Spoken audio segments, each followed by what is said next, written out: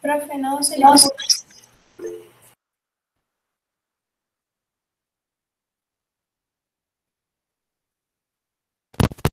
¿Ahora me escuchan? ¿Ahora sí se escucha o tampoco se escucha? Sí, ahora sí, bajito, pero se escucha. Bajito. A ver, voy a probar una vez más.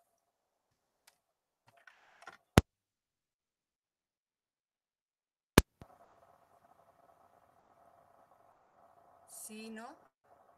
Parece que no. Sí se escucha, pero se escucha bajito.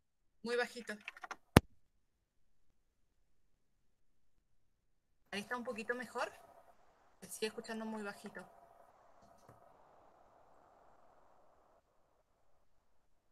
Ahí se escucha un poco mejor. Bueno, voy a intentar ahí hablar un poquito más fuerte, entonces si ustedes pueden escuchar mejor. Si se sigue escuchando muy despacito, me avisan y levanto la voz o veo otra forma para que escuchen mejor. ¿Sí?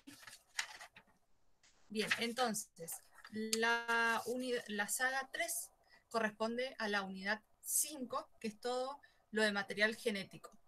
Van a ver que hay partes que no la vamos a trabajar al 100%, porque hay, por ejemplo, el inicio que habla de toda la parte histórica, eso lo repasan después ustedes, porque es como más de memoria, más que de explicación. Entonces van a ver que vamos a ir a como las cosas más importantes, donde hay explicación y todo eso. Entonces, como dijimos, la unidad se llama ácidos nucleicos. Los ácidos nucleicos son una de las proteínas, una de las moléculas o macromoléculas orgánicas que habíamos visto que están presentes en los seres vivos, además de los hidratos de carbono, lípidos y las proteínas. ¿Sí? Los ácidos nucleicos va a estar formadas por distintas partes. La primera parte de los ácidos nucleicos o los ácidos nucleicos sí que conocemos son el ADN y el ARN, que a su vez está formado por ácido nucleico y los ácidos nucleicos por nucleótidos. Pero a su vez está subdividido este nucleótido, no es toda una unidad, sino que está compuesta por distintas partes. ¿Qué son las partes básicas del nucleótido? Es que yo tengo un grupo fosfato, un azúcar pentosa, ¿sí? Que ya vamos a ver si estamos trabajando ADN va a ser un tipo de azúcar y si es ARN otro tipo de azúcar. Y después a ese azúcar va a estar asociado a algo que nosotros denominamos base nitrogenada. ¿Sí? Entonces tenemos una base nitrogenada, un azúcar pentosa y ese azúcar pentosa va a estar unido a un grupo fosfato. Cuando yo tengo estos tres elementos voy a hablar de nucleótido. Si yo solamente veo lo que está en grisecito, que sería la pentosa más la base nitrogenada, voy a hablar de nucleócido. ¿Sí? Ahí hay una diferencia en la composición. En conjunto, nucleótido, sin el fosfato, nucleócido. Entonces, según de lo que hablemos, la pentosa puede variar.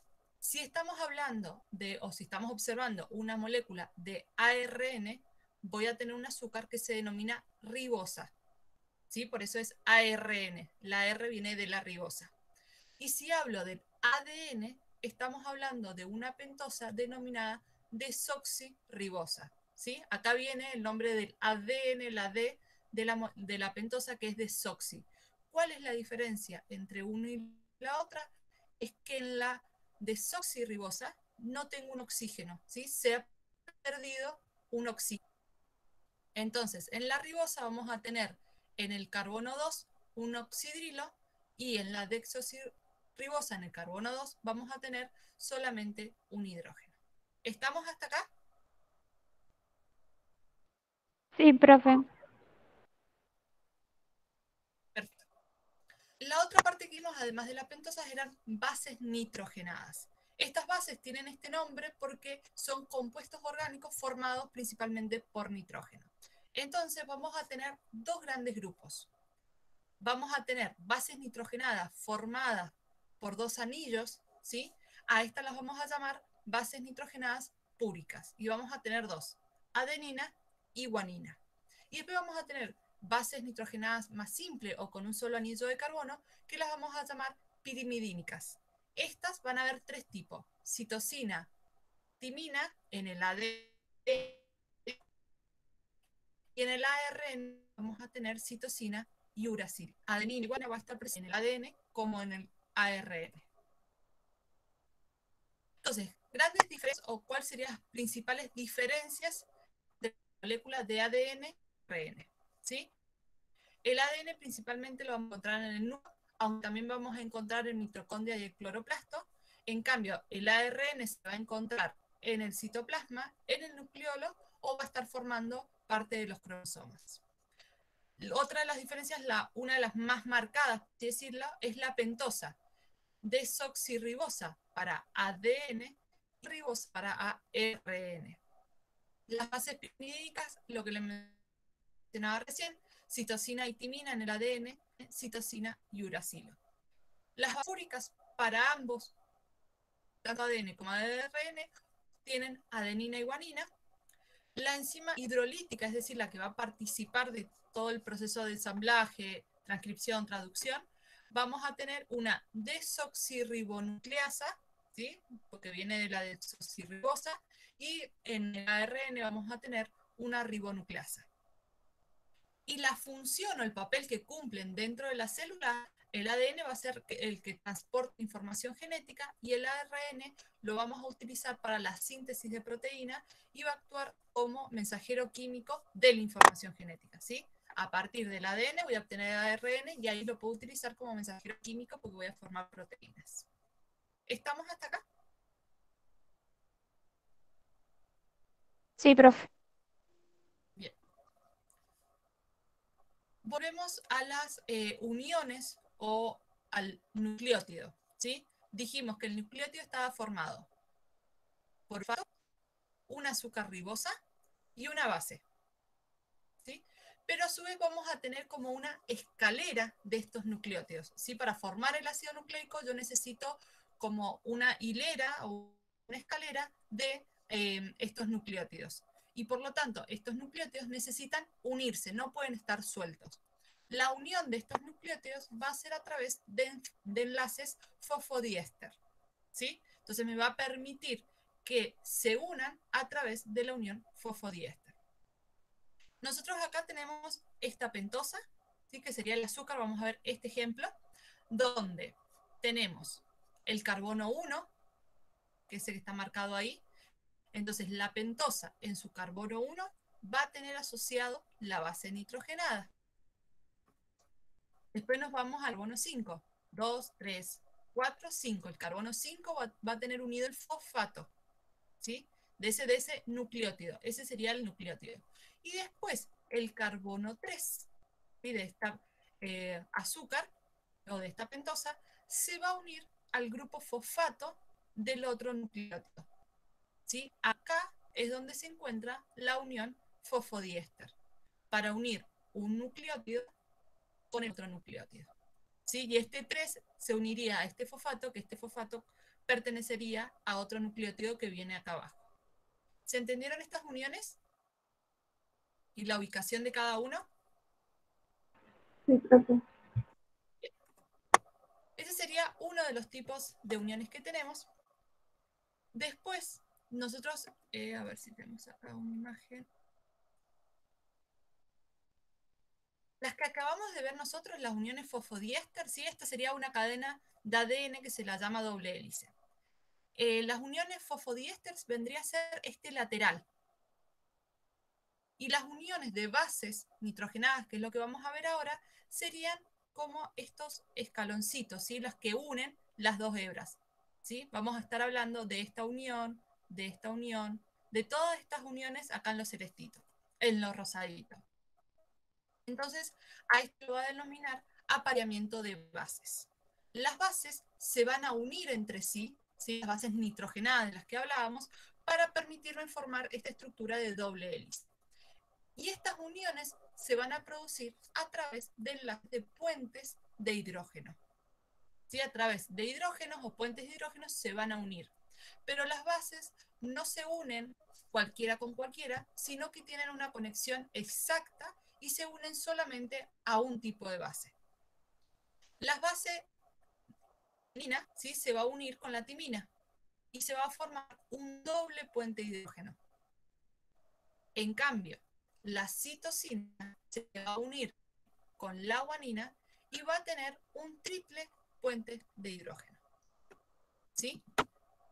Entonces, ahí se van a hacer una de las diferencias. Esto es hablando de ADN. Si nosotros hablamos de ARN, esta timina, ¿sí? va a transformarse en un uracilo. Entonces, siempre la adenina se va a unir con la timina, con doble puente de hidrógeno, y la citosina se va a unir siempre con la guanina, triple puente de hidrógeno.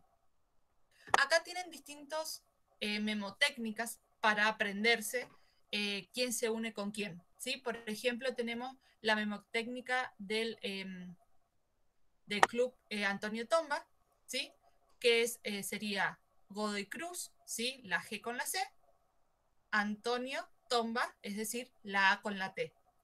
Después también pueden pensar en Carlos Gardel, ¿sí? La C con la G, Charlie García, la C con la G, ¿sí? Y hay muchas memotécnicas que nos ayudan a asociar cuál es con cuál. Entonces, lo importante es que ustedes elijan una regla memotécnica, entonces así ya siempre saben que la citosina va con la guanina y la adenina va con la timina. ¿Seguimos?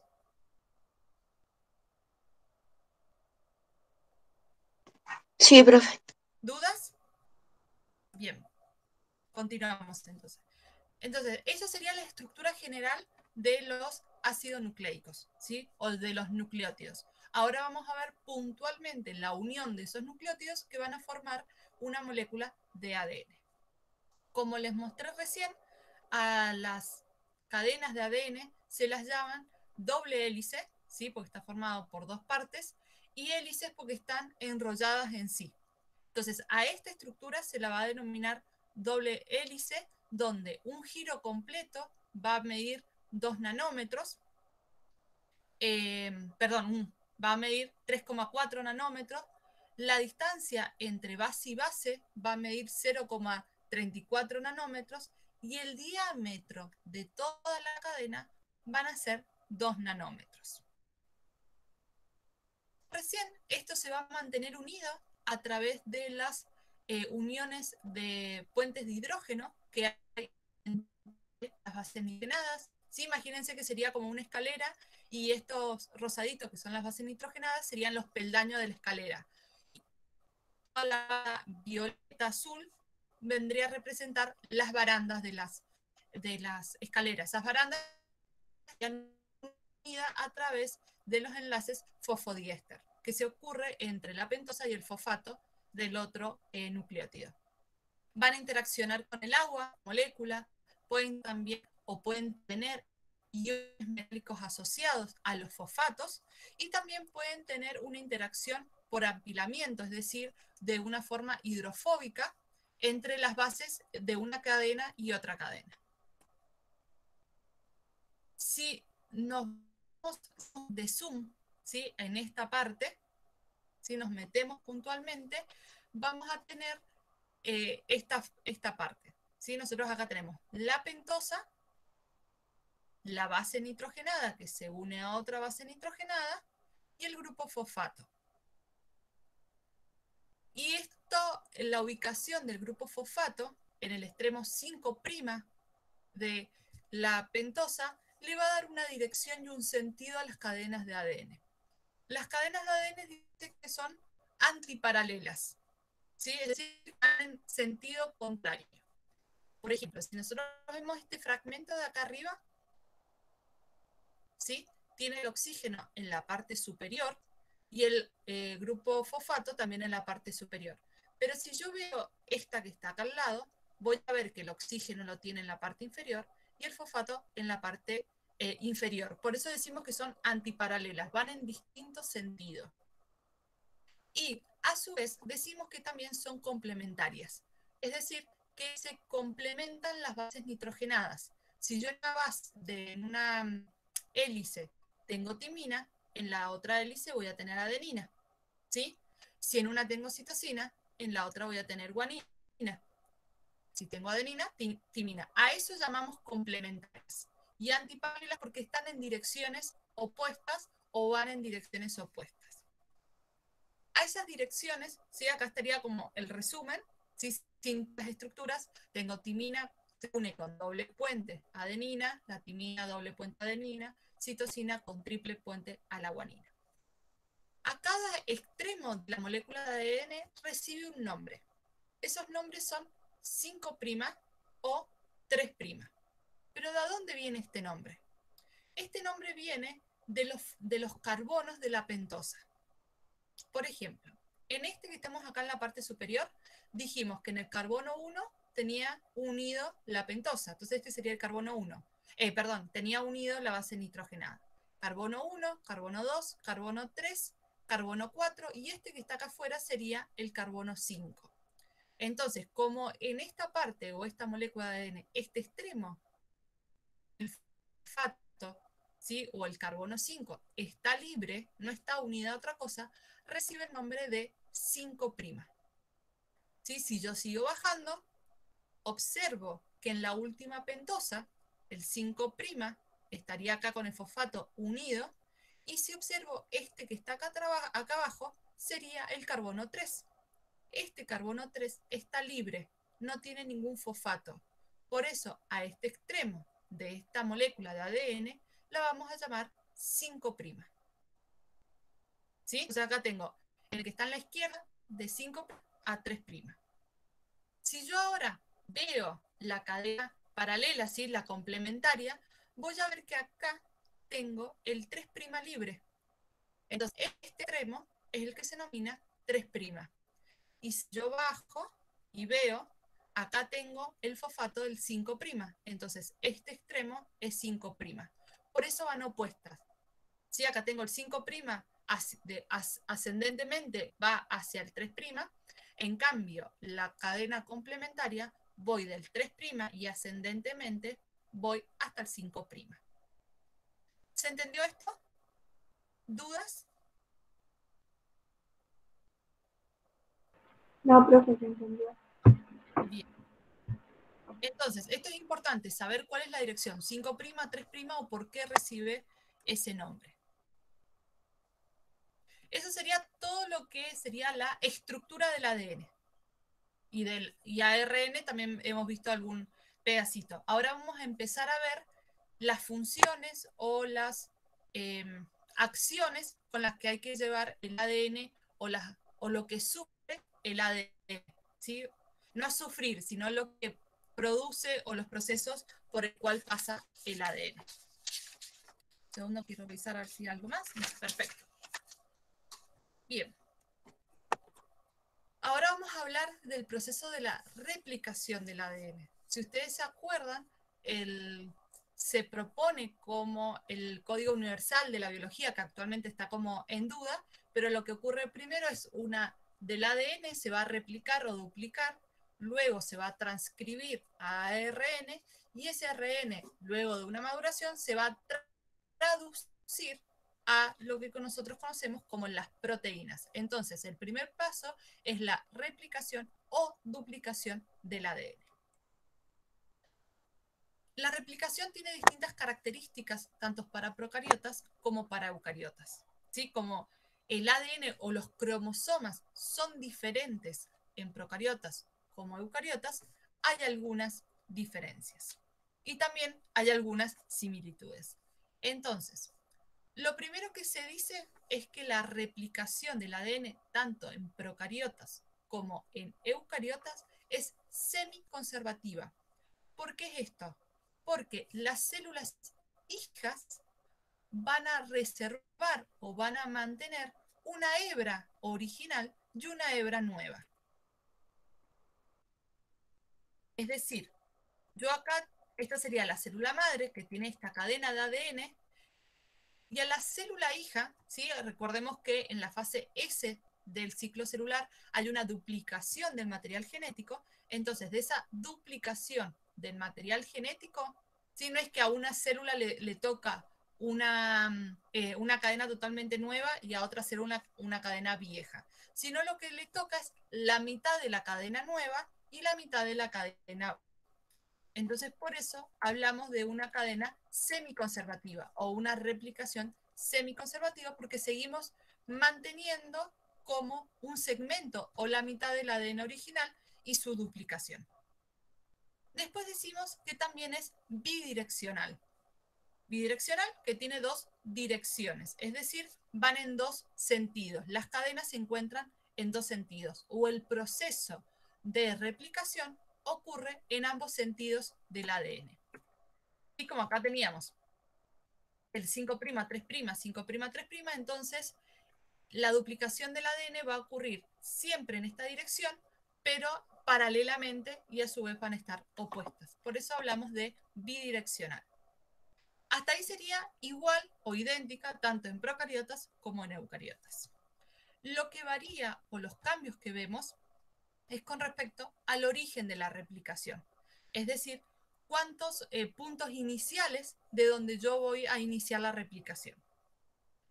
En procariotas hay un único origen, en cambio, en eucariotas tenemos múltiples orígenes.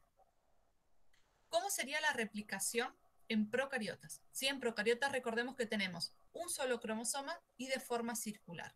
Entonces, va a iniciar en una parte, ¿sí?, de su cromosoma, generalmente la parte superior, pero bueno, esto va a depender de cómo esté la célula. Entonces, ese inicio se hace como un pequeño bucle, como una burbuja, ¿sí?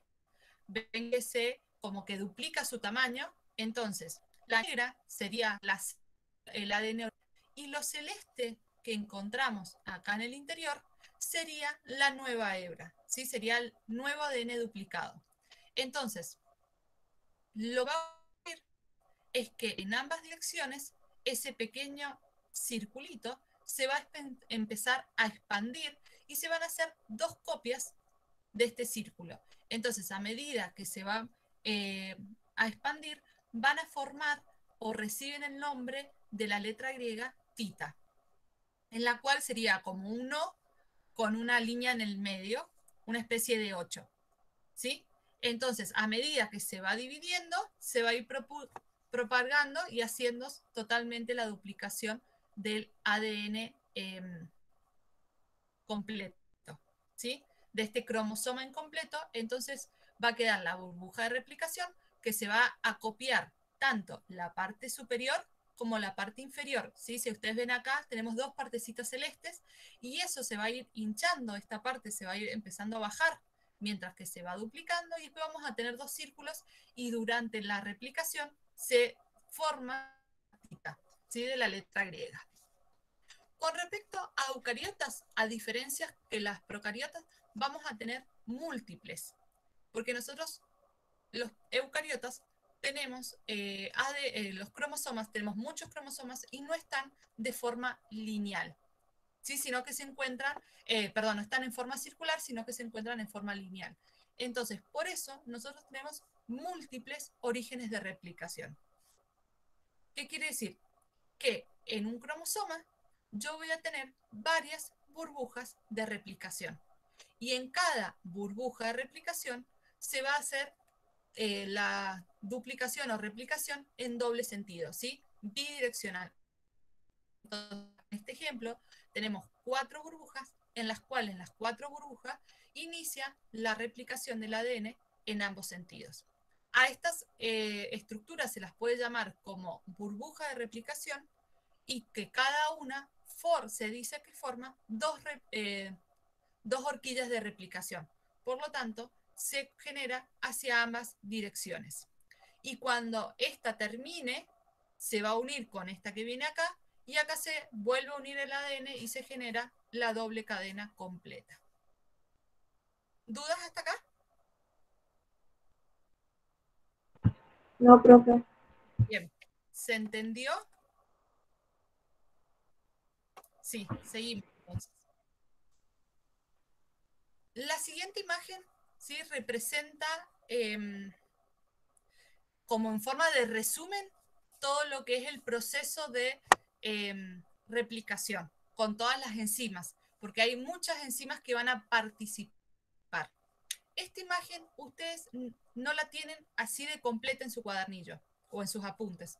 Ustedes solamente van a tener toda esta estructura. Todas estas explicaciones no la tienen en su cuadernillo.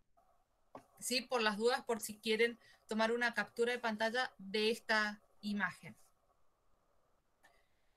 Acá les voy a presentar las enzimas que van a participar y después nos vamos a volver a ver un pequeño videíto, ¿sí? Para recordar cómo es el proceso, para continuar, porque es más fácil a uno verlo o recordarlo con una animación que con algo estático. Entonces, acá vamos a tener una doble cadena de ADN en la cual la naranja, ¿sí? En este caso, vendría a ser la original y en este caso la verde viene a ser la original. Entonces, ¿qué es lo que hace? El ADN la separa, ¿sí? Tenemos una enzima que es la topoisomerasa. Esta topoisomerasa lo que va a hacer es empezar a desenrollar el ADN y evitar que haya, que gire en sentido contrario o que genere una fuerte tensión en las células. Después tenemos una fuerte tensión de la hélice de ADN, perdón, no de la célula. Después tenemos una estructura de una célula, una enzima denominada helicasa, y esa enzima tiene como función cortar los puentes de hidrógeno, ¿sí? Cortar los puentes de hidrógeno que se formaban entre las bases nitrogenadas. Y al cortar, lo que me permite es abrir las dos hebras. Entonces, al poder abrir las dos hebras, yo ahí puedo empezar a copiar cada una de las hebras. Otra cosa también importante es que una vez que la helicasa rompe, voy a tener dos hebras. A una hebra la vamos a llamar hebra adelantada y hay otra hebra que va a recibir el nombre de hebra o cadena retrasada. Esto es así porque las ADN polimerasa, que es la que va a generar la replicación o la duplicación del ADN, solamente puede leer y puede trabajar o puede replicar el ADN solamente en un sentido. ¿Sí? Se va a mover siempre en la dirección 5' a 3'.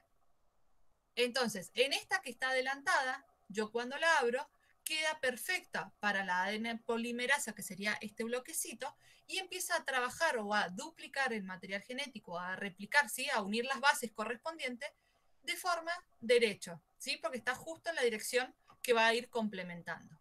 En cambio, la cadena retrasada va a estar en posición inversa, ¿sí? En posición contraria a la que podría ir replicando. Entonces, estructuras, ¿sí? Que los vamos a llamar fragmentos de Okazaki, otras estructuras que van a ser ligasa, y lo que van a ir haciendo es a través de un cebador de ARN o ARN primasa, van a colocar las primeras partes de ARN para que la ADN polimerasa pueda unirse e ir copiando. Pero el problema es que la ARN polimerasa, ¿sí? Va a ir en forma contraria. Veamos la cadena adelantada. Yo acá corto, entonces, mientras que voy cortando, voy complementando esta cadena. En cambio, en la retrasada, la ADN polimerasa va para el lado contrario. Entonces, ¿qué es lo que se hace? La helicasa rompe o corta los puentes de hidrógeno, el cebador de ARN pone un cebador, la ARN primasa colabora y desde ahí para atrás va a copiar la ADN polimerasa. Luego que se corte otro segmento, acá nuevamente la ARN primasa y el cebador primario de ARN van a colocar piezas y de ahí va a volver la ADN polimerasa a replicar nuevamente. Por eso decimos que es retrasada, porque tiene que esperar que llegue un fragmento para continuar y volver y continuar. En cambio, la cadena adelantada, la ADN polimerasa, replica de forma derecha, no corta y vuelve. ¿Dudas hasta acá? No, profe. Bien. Entonces, sí, la ADN polimerasa 3, ¿sí? Es la que va a sintetizar en sentido 5', 3'. que va a ser este bloquecito. Va a sintetizar para allá o en la cadena complementaria hacia el otro lado.